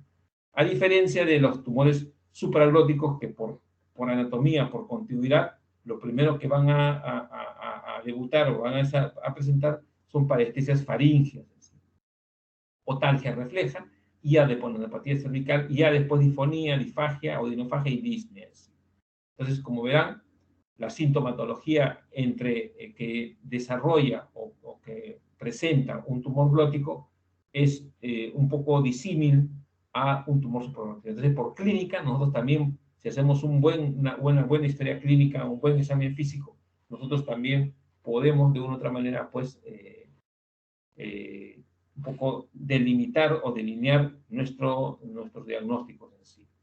Bueno, este es básicamente un papiloma invertido, es un tumor que generalmente se desarrolla ahí y que cursa básicamente con estructuras como especie de dedos de guante, ¿no? De células, digamos, epiteliales marcadas, con un bajo estroma, ¿no? Entre uno y otro, y componente inflamatorio tipo crónico. ¿Sí? ¿No? Entonces, este es básicamente desde el punto de vista histológico, este tipo de tumor. Este es un adenoma pleomórfico, ¿no? Que también es otro tipo de tumores que se desarrollan en esta zona, ¿no? Y que se caracteriza básicamente porque está constituido por células mioepiteliales y una matriz mesenquimatosa digamos, de tejido mixoide. ¿No? Entonces, hay componentes, o sea, los adenomas pleomórficos, que si bien es cierto son tumores benignos, que se desarrollan entre las estructuras de la región glótica, supraglótica, está básicamente, y son frecuentes dentro de lo infrecuente en esta zona. Desde el punto de vista histopatológico se va a caracterizar está constituido por grupos de células epiteliales y mioepiteliales dentro de una matriz mesenquimatosa con un tejido mucinoso o mixoide en sí, ¿no? Con la presencia de vasos sanguíneos en sí. ¿Qué es lo que también, cuando ya hablamos del carcinoma escamoso de tipo queratinizante? ¿No? Lo que se puede observar es que el queratinizante afecta a la zona glótica y la subglótica en sí. En ambos casos, del carcinoma epidermoide o escamoso queratinizante, las células son semejantes a la epidérmica. Vale decir de que las células neoplásicas del carcinoma epidermoide o escamoso queratinizante, ¿no? Se asemejan mucho a las células epidérmicas, pero la característica clásica es de que presentan estas células epidérmicas neoplásicas, presentan atipia nuclear marcada, ¿no? O con una hipercromasia nuclear marcada, hay un pleomorfismo celular y nuclear, y la presencia de gran cantidad de mitosis es lo que caracteriza desde el punto de vista microscópico a las células que tapizan digamos, componen el carcinoma escamoso queratinizante, así, con, lógicamente, la presencia de queratina o los globos córneos dentro de su histología, pues, neoplásica en sí. El tratamiento y el pronóstico de los carcinomas escamosos queratinizantes va a depender mucho del tamaño y la localización, si es supraglótica, glótica o infraglótica, ¿no? Porque básicamente lo que se puede observar es de que los carcinomas de células pequeñas, cuando son pequeños, cuando el tamaño del carcinoma es pequeño, se puede, pues, hacer una extirpación realizando una laringectomía parcial. Pero si el tumor es grande, lógicamente muy a la par de hacer una laringectomía total, bueno, eso ya es un trabajo netamente ya quirúrgico, pero lo que sí se ha podido observar que el tratamiento va a depender mucho del tamaño, ¿no? Se hace la laringectomía parcial o total de acuerdo al tamaño del tumor en sí. Lo que sí también que hemos señalado al inicio es de que este tipo de carcinomas frecuentemente da metástasis ganglionar, ¿no? A las zonas cervicales, ¿no? Laterocervicales. Y por eso es que muchas veces, aparte de el tratamiento quirúrgico, ¿no? Lo asocian básicamente al tratamiento de radioterapia complementaria, ¿sí? Entonces, ese es el esquema que generalmente se utiliza cuando estamos frente a un carcinoma escamoso de tipo queratinizante, ¿sí? Ubicado en la región glótica y subglótica, que es la zona más predilecta para el desarrollo de este tipo de neoplasias, ¿sí? Bueno, este desde el punto de vista histológico, un carcinoma escamoso o queratinizante, ¿no? Como verán ustedes, ¿no? Pareciera un epitelio estratificado, escamoso, parecía la piel, ¿no? Con la presencia de células epiteliales neoplásicas, ¿no? Con núcleos bien, digamos, irregulares, con una cromatina puntiforme, hay núcleos prominentes, ¿no? La presencia de células epiteliales infiltrando el estroma, básicamente, y la presencia de esto de acá, los globos córneos. La presencia de estos globos córneos, que no son más que conglomerados de queratina, es lo que me indica que este es un carcinoma escamoso queratinizante, la presencia de estos globos córneos en sí, ¿no? Son globos córneos queratinizantes, ¿no? Con la presencia de neovasos en sí, pero es un epitelio escamoso, estratificado, ¿no? Con células neoplásicas y la presencia de globos córneos. Es un carcinoma escamoso bien diferenciado, queratinizante en sí, ¿no? Bueno, esto es ya macroscópicamente hablando, ¿no? El desarrollo del tumor propiamente dicho, desarrollo de la zona tumoral con, digamos, la infiltración netamente, ¿no? Estos cursan casi siempre con focos de necrosis. Ahora, hay variantes de carcinoma escamoso, hay una serie de variantes, ¿no? O sea, no necesariamente el carcinoma escamoso queratinizante y no queratinizante es lo único, sino hay variantes. Y dentro de las variantes, el carcinoma verrucoso es el menos frecuente, pero que de una u otra manera también tenemos que tenerlo en consideración, así como el carcinoma fusocelular, que es una variante en la cual se caracteriza fundamentalmente por estar constituido por células fusadas, ¿no? Entonces, esas células alargadas que tienden un poco a coalescer o a reunirse en forma circunscrita, pero dirigida hacia el centro en sí, ¿no? El carcinoma fusocelular. Y este puede ser un carcinoma in situ o asociado a un carcinoma sarcomatoso, ¿no? Que la característica es que presenta una forma polipoide macroscópicamente y que tiene cierta proyección en la región supraglótica en sí. Entonces, el carcinoma basaloide, que también es otro tipo de variante de carcinoma escamoso, que tiende un poco a tener cierta proyección para desarrollarse en la región supraglótica, ¿sí? ¿No? Así como el carcinoma in situ, más asociado al carcinoma vastocelular, ¿sí? Entonces, son variantes del carcinoma escamoso que se desarrollan en esta zona, ¿sí? ¿No? Ahora, también en relación a la metástasis ganglionares, ¿no? Nosotros decíamos de que el carcinoma escamoso tiene cierta tendencia a realizar metástasis ganglionares, ¿no? Y esto también se ha podido observar desde el punto de vista epidemiológico, que los tumores supraglóticos, los tumores glóticos y los glóticos tienen cierta correlación en sí, ¿no?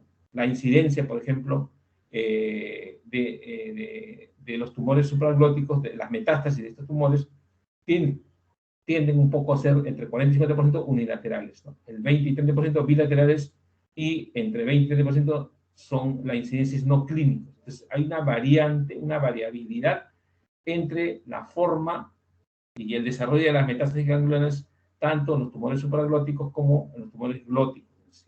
Entonces, esto es importante también tenerlo en consideración para digamos, el tratamiento y pronóstico de los pacientes que desarrollan carcinomas o neoplasias en regiones supraglóticas, glóticas y subglóticas en sí. El diagnóstico, básicamente esto es a través de la clínica, por todos los signos y síntomas que hemos señalado, la realización de una laringoscopía, ¿no? La utilización, después de la laringoscopía, la realización de una biopsia del tumor en sí, y lo que nos va a ayudar también es, como complemento, el estudio de imagen, la resonancia magnética, ¿no? En la cual pues, nos va a permitir valorar la extensión de las áreas tomadas, la tomografía también nos va a ayudar, pero lo que va finalmente a dar el diagnóstico es la biopsia. Por eso es que este tipo de procedimientos biópsicos es importante tenerlos en consideración para el diagnóstico final, ¿sí? Para tomar una muestra, una biopsia, también hay que seguir todo un procedimiento, ¿sí? Desde la forma, cómo tomarla, hasta la fijación de la muestra en sí, ¿no? Porque de nada nos vale tomar una muestra o una biopsia en forma adecuada, con todo, y si no lo fijamos en fórmula al 10%, ese tejido va a sufrir una precipitación de proteínas, muerte del tejido, y al momento de hacer el estudio histopatológico no nos va a servir de nada, porque todo va a salir necrosis, necrosis, necrosis. Entonces, por eso es importante, ¿no? Si bien es cierto, la clínica y el examen procedimental de la laringoscopía con el estudio de imágenes son importantes, nos van a ayudar, pero la biopsia del tumor propiamente dicho es la que nos va a dar el diagnóstico final, ¿sí? ¿No? Hay una estadificación de tumores laringeos, ¿no? Tumores supraglóticos, tumores glóticos, es decir, el T1 significa pues el tumor limitado a un sitio y a cuerdas móviles.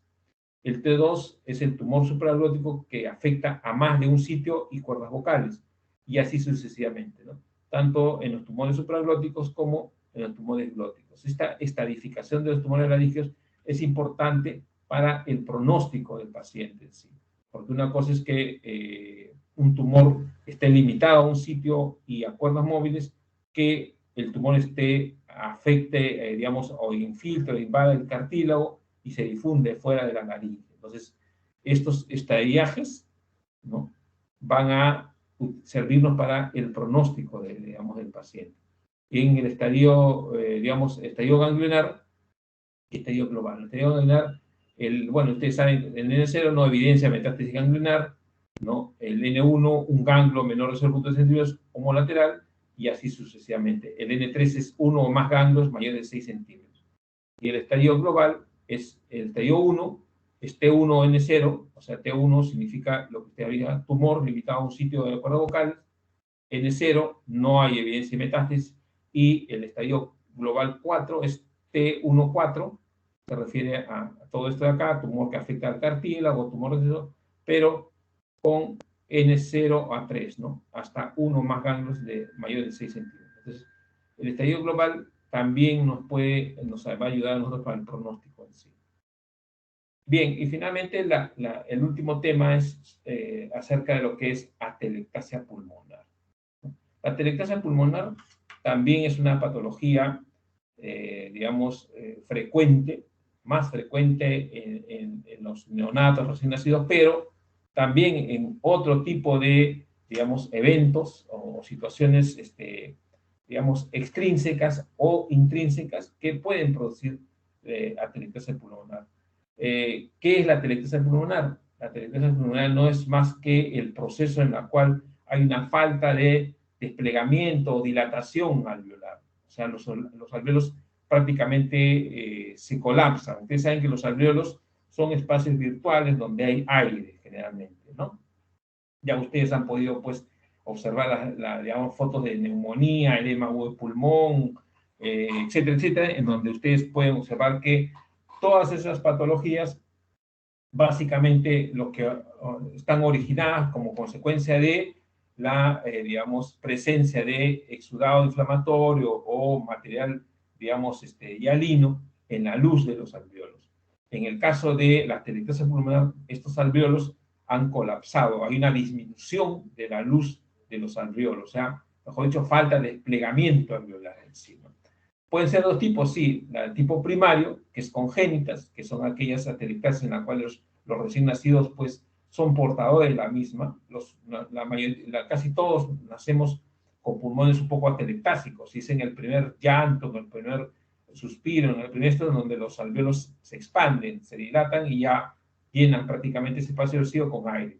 En muchos de los casos, hay muchos niños que por una determinados factores intrínsecos o extrínsecos pueden, pues, no, digamos, expandir los alvéolos y producir, pues, lo que se denomina atelectasia de tipo congénita.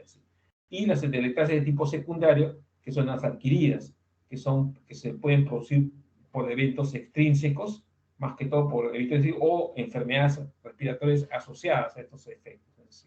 Entonces, las atelectasias son, pues, ¿no?, la falta de desplegamiento, o sea, el colapso de los alvéolos, de la luz alveolar. Pueden ser dos tipos, primaria y secundaria, congénita o adquirida.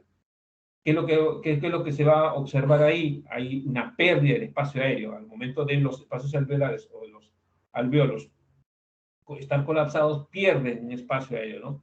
Con preservación de la perfusión hemática en sí, ¿no? Entonces, eso es lo que de una u otra manera va a tratar de que los alvéolos no se colapsen totalmente, la perfusión hemática en sí.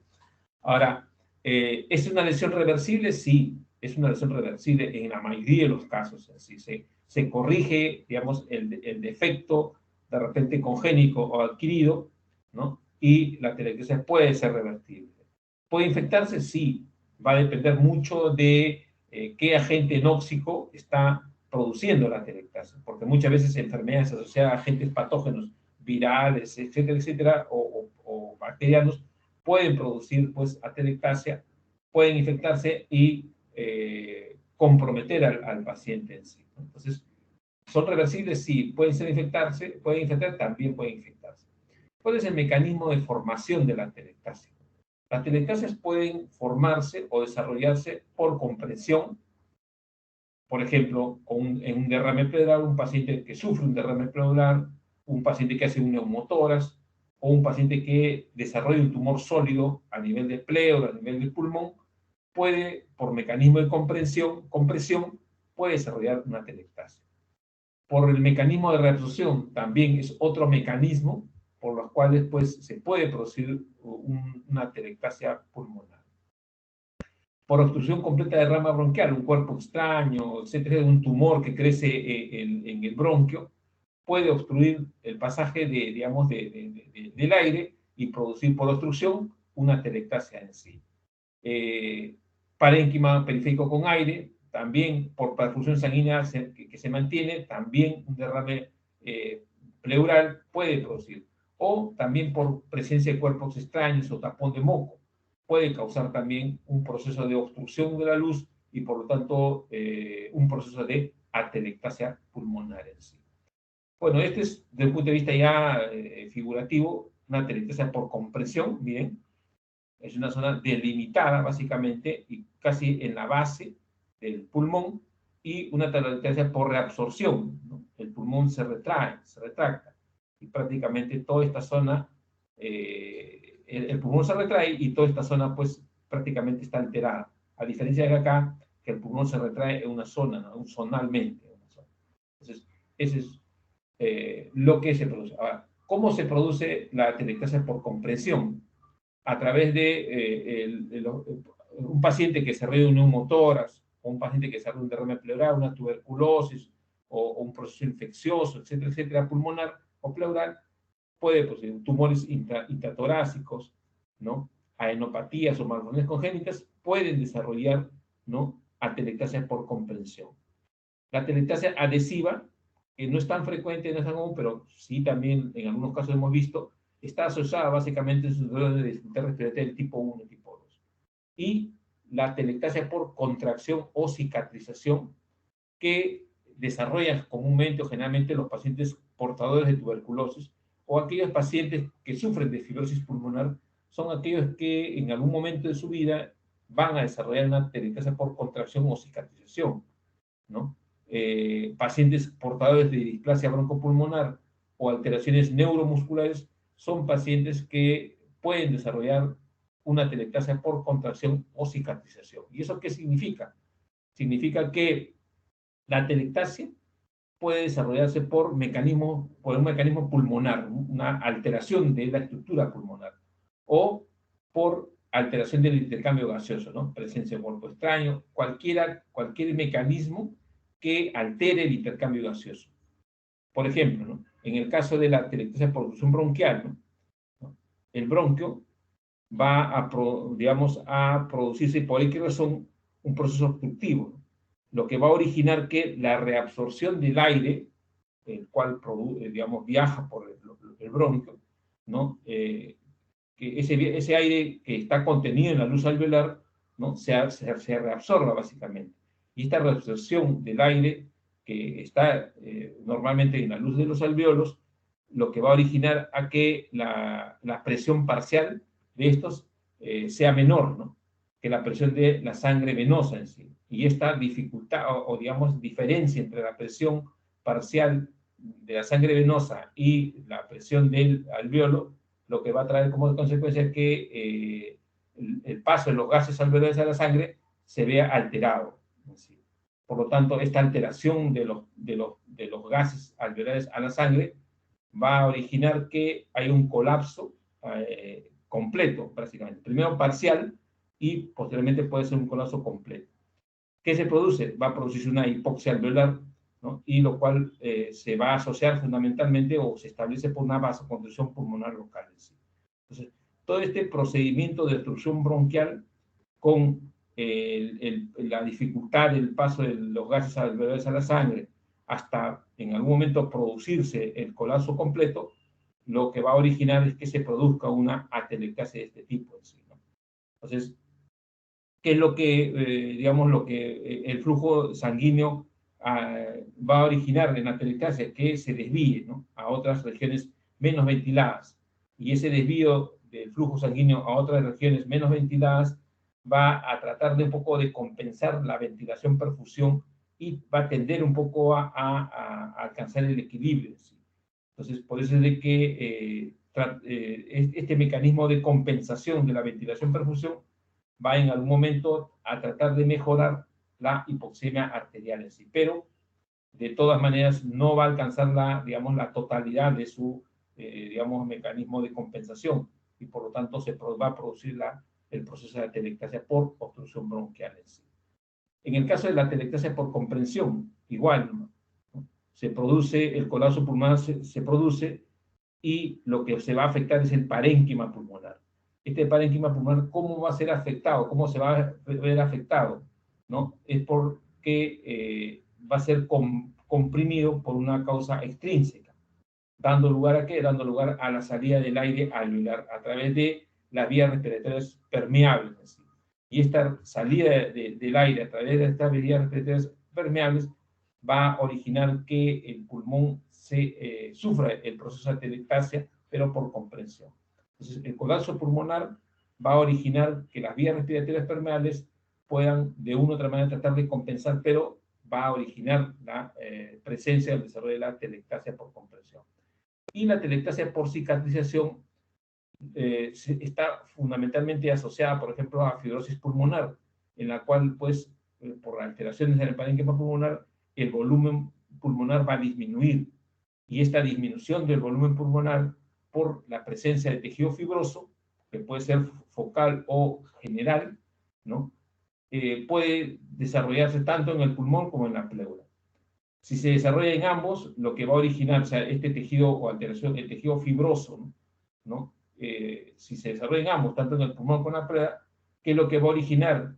Va a originar hay un cierto impedimento de su expansión completa del pulmón. O sea, la fibrosis pulmonar o pleural va a impedir que el pulmón se expanda completamente. Y esto va a traducirse en un proceso de atelectasia. Entonces, cuando el pulmón se retrae, ¿no?, por un proceso de cicatrización, ¿qué es lo que también se va a dar? Va a originarse que la presión pleural se negativice, dando lugar a una desviación de las estructuras mediastínicas hacia el lado afectado en sí, ¿no? Entonces, cuando vemos una radiografía con una atelectasia por cicatrización de un paciente, vamos a observar que el mediastino va a estar desviado, pero hacia el lado afectado. ¿Y por qué? Porque a manera de compensar la pérdida de volumen en sí, ¿no? Entonces, esto va a originar que una hiperinsuflación compensatoria y la presencia de el desarrollo de atelectasia por cicatrización propiamente dicha. ¿Sí? ¿Cuáles son los síntomas de la atelectasia? Uno, síntomas de la enfermedad de base o de la magnitud de la obstrucción. Entonces, tenemos que un poco valorar esos dos tipos de síntomas, de la enfermedad propiamente dicha de la base o de la magnitud de la obstrucción. ¿Cuáles son estos? La tos, ¿sí? La tos es persistente. La hemoptisis también es otro signo que muchas veces pacientes con una atelectasia por obstrucción o por cicatrización desarrollan básicamente. Desde un punto de vista ya radiológico, vamos a poder observar que hay un desplazamiento mediastínico de los ruidos cardíacos y pacientes con disnea, cianosis, ¿no? Y con otra sintomatología básicamente de vías respiratorias en sí, ¿no? En algunos casos se ha podido observar que aparece fiebre, ¿no? Pero en casos de que la atelectasia curse con una reinfección asociada a la atelectasia en sí.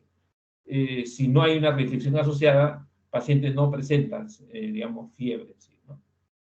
Hay signos radiológicos directos o indirectos. Y esto también un poco ya ustedes tienen que entrar un poco a tener algunos criterios claros de lectura de algunas, digamos, imágenes. Porque, bueno, supongo que al otro año ya van a entrar, pero ya de repente tocar el curso de radiología, etcétera, etcétera. Pero todas estas, digamos, patologías respiratorias, si bien es cierto, la clínica manda, digamos, la histopatología, pero acá juegan un rol importante los exámenes auxiliares, como la tomografía, la resonancia magnética, los rayos X, que es clásico, son exámenes auxiliares, ¿no? Su nombre lo dice, auxiliares, que nos permiten, a nosotros, nos auxilian en ocasiones, nos dan una idea, pero no son determinantes, pero sí sumados estos signos directos e indirectos, asociados a la clínica, asociados a la epidemiología y al diagnóstico histopatológico, en algunos de los casos cuando digamos,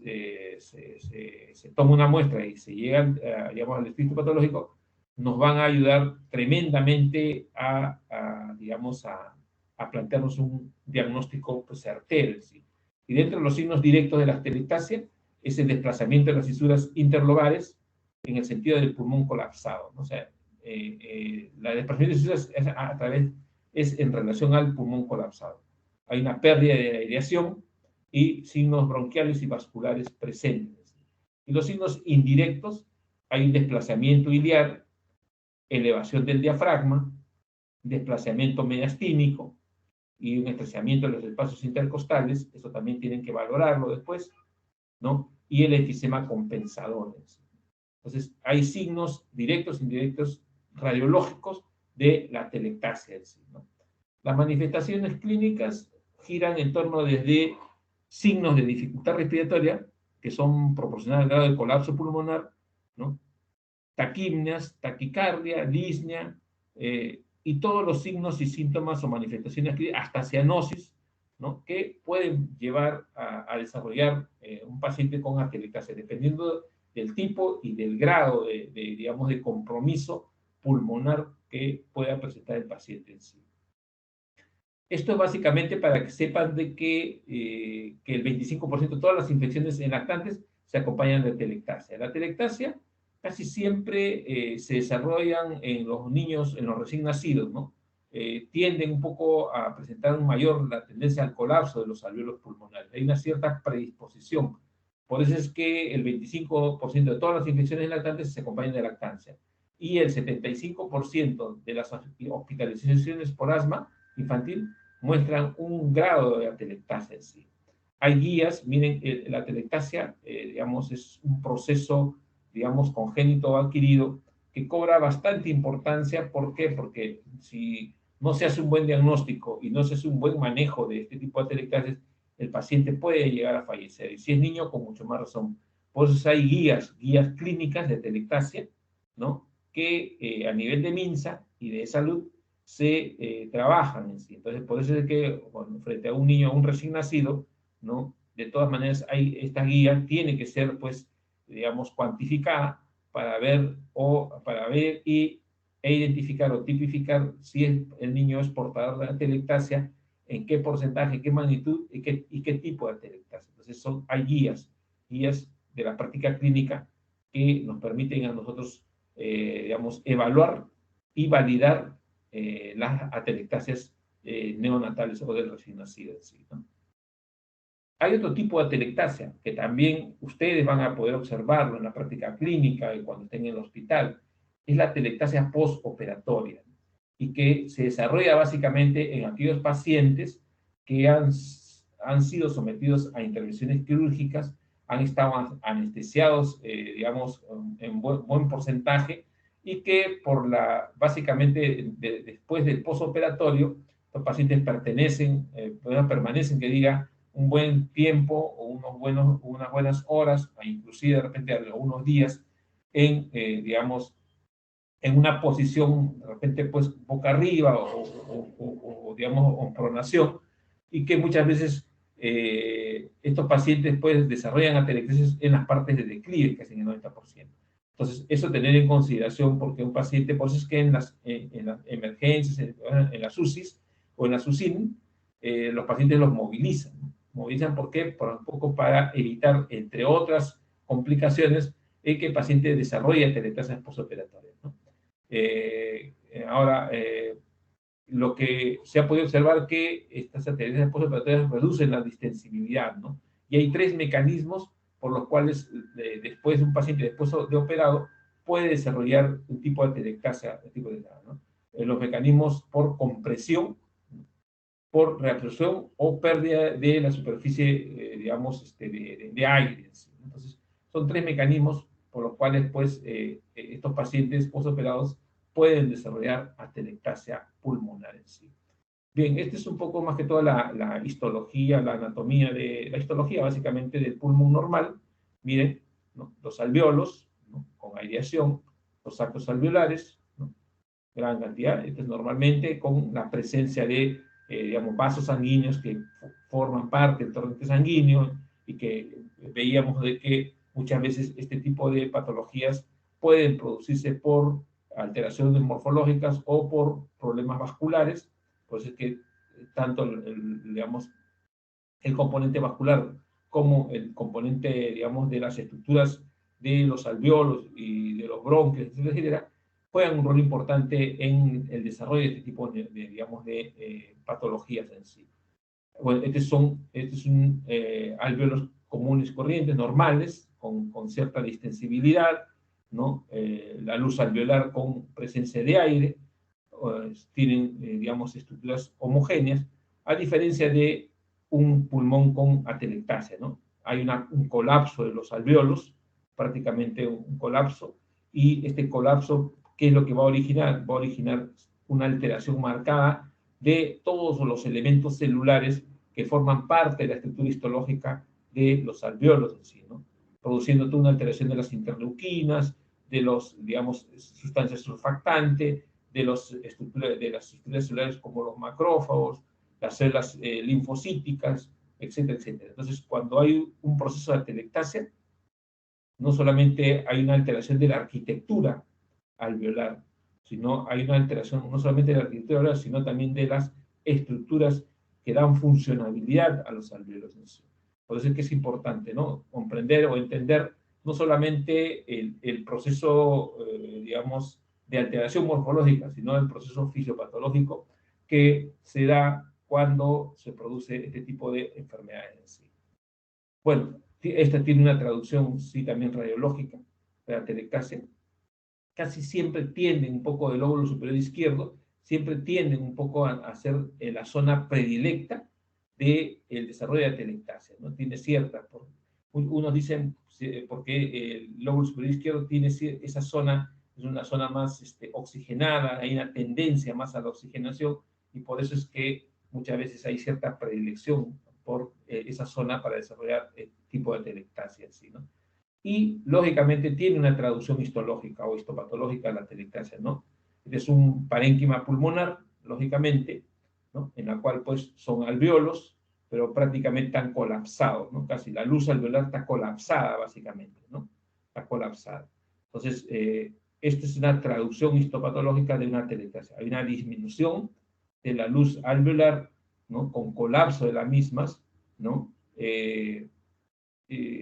Generalmente es esta traducción, ¿no? Entonces, esto es lo que va a originar que haya una menos cantidad de oxígeno o de aire en los alvéolos, y por lo tanto mayor dificultad en en la respiración o el intercambio entre el CO2 y el oxígeno, ¿sí? Entonces, histológicamente sí tiene su traducción la atelectasia pulmonar, ¿no?